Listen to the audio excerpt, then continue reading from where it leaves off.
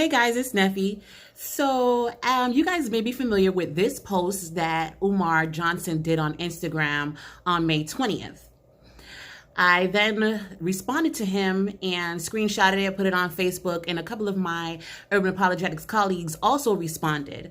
In fact, I believe Dr. Eric Mason went live to discuss this whole idea about the Council of Nicaea being the Europeanization of Christianity and how it was nothing but white people and what it was not about and what it was about and all these other claims.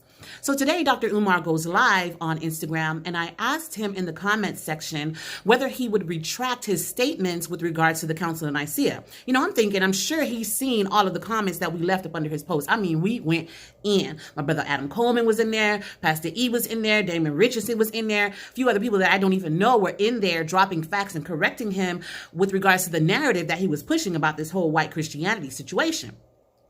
Here was his response. To the sister who asked me if I'm going to retract my false statements about the 325 AD Council of Nicaea, I'm not going to retract anything because it was absolutely correct.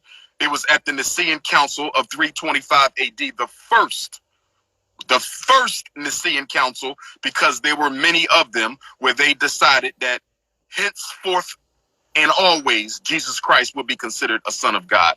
It was not universally believed that Jesus Christ was a son of God before that 325 AD council. Yes, there were Christians who believed Jesus was the son of God, but there were many more who did not believe Jesus was the son of God.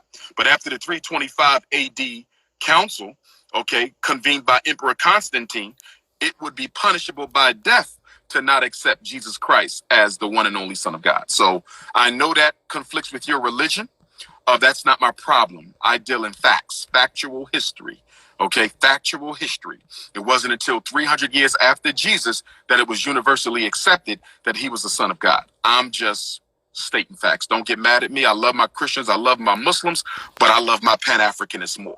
Let's get back on it. So I just think it's interesting that rather than recant, he would rather double down and try to defend his position. Notice that in his response, he didn't say anything about the Europeanization of it, which is the major issue, which is what he called it, a Caucasian council. And we provided evidence that there were Africans there arguing over issues that had arisen in Africa. African-born people, Athanasius, African-born, Arius, African-born.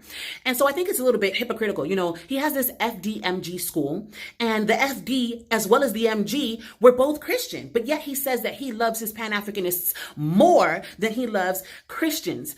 I find it hypocritical. We know that the father of Pan-Africanism, Marcus Garvey, was a Christian. The motto for the UNIA, his organization, was one God, one aim, one destiny. And there is no confusion about what God to whom he's referring, because he is explicitly quoted as stating that he's referring to Jesus and that he accepts and lives by the Nicene Creed, the creed that was codified at the same Caucasian council, which is not Caucasian as Umar calls it. And also Frederick Douglass, the FD in FDMG, is also a Christian who was able to differentiate between white supremacist Christianity and biblical Christianity. So how is it that these people were able to make these distinctions and see the truth as it is in the Bible as opposed to the behavior of white supremacy and clearly see those distinctions, but yet Umar is saying that Christianity was Europeanized at the Nicene Council and that Pan-Africanists are more important than Christians? But what about Pan-Africanist Christians? What about woke Christians? What about us, Dr. Umar? What about the truth? Stay Christian, stay Black, stay woke.